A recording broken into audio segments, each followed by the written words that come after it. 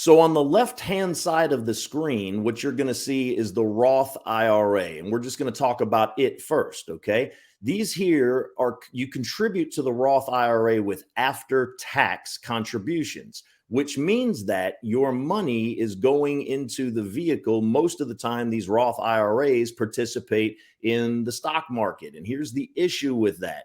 When the market goes up, the market also goes what? Down. Okay. And so then it goes up again, but then it goes down again, consistently going up and consistently going down. And you know that this year it's pretty much been all of the way down. So you're riding that roller coaster. And if you have a 50% loss, think about this for a second.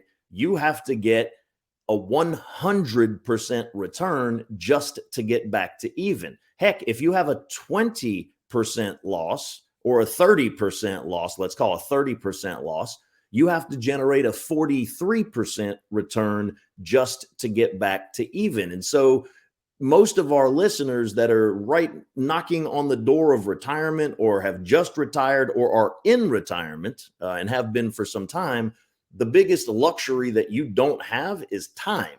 And so when you contribute to a Roth IRA, you're subjected to the age 59 and a half rule, which means that if you touch that money, okay, if you take money out before you're 59 and a half, there is a 10% IRS penalty if you're under that age. There are some exceptions, okay? If you're using the funds to purchase your first home, if you're using the funds to further your education through college, or if you have the birth of a child, you are able to access those funds. Otherwise, you have to wait the 5 years in order to gain the protections of the Roth, which means tax-free growth, okay? Otherwise, you can only withdraw what you put in because you've already paid the tax on that, plus the interest, plus penalties. See what I'm saying? Okay. Compound interest, if you go to take money out of the Roth IRA, your compound interest growth is interrupted. It stops growing because you've just taken money out. And there is no legacy, which means your family, when you pass away, only gets what's left inside of the account.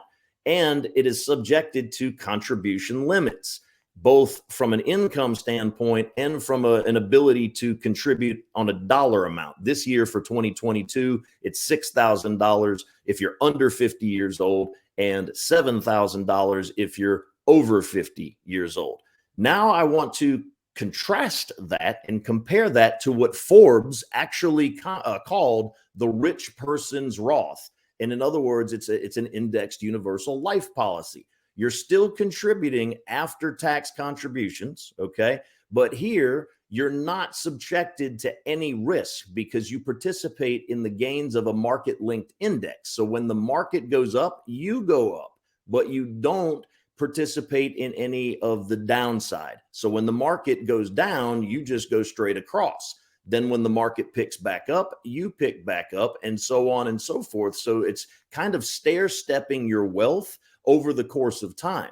And guess what? There is no age 59 and a half rule, which means there's no penalty if you access those dollars. Also, no restrictions as to when you can access that. And whereas in the Roth IRA, you have to wait 5 years before you get the protections, you are literally protected from day one inside of the rich person's Roth, better known as the IUL. Another thing is that you can access this money at any time for any reason. So if you want to purchase a second home, a third home, a vacation home, an Airbnb home, if you have other investments that you want to make, if you want to buy an Airbnb, like literally any other thing that you can spend your money on, you can tap into your IUL at any point in time. It's almost like you're becoming your own bank. In fact, there are books that have been written about this. If you don't believe me, check out The Retirement Miracle, check out The Power of Zero, check out Be Your Own Bank. Those are 3 titles about the advanced usage of the indexed universal life plan, right? And then when you pass away, here's another beautiful thing. Your family gets everything. They get the cash value and they get the insurance benefit as far as the tax-free death benefit that it provides. And guess what? Unlike the Roth IRA, where you are limited by an income standpoint of whether or not you'll even be able to take one out. And if you are, you're limited by contribution limits. Okay. There are no contribution limits or income limits with the indexed universal life. So again, you have the ability to participate in a rich person's Roth, but you absolutely have to qualify. And if this is something that you're interested in finding out whether or not you do qualify, pick up a phone and call me at 704-560-1573 or visit moneymatterswithmike.com and fill out a contact request form and I'll get in touch.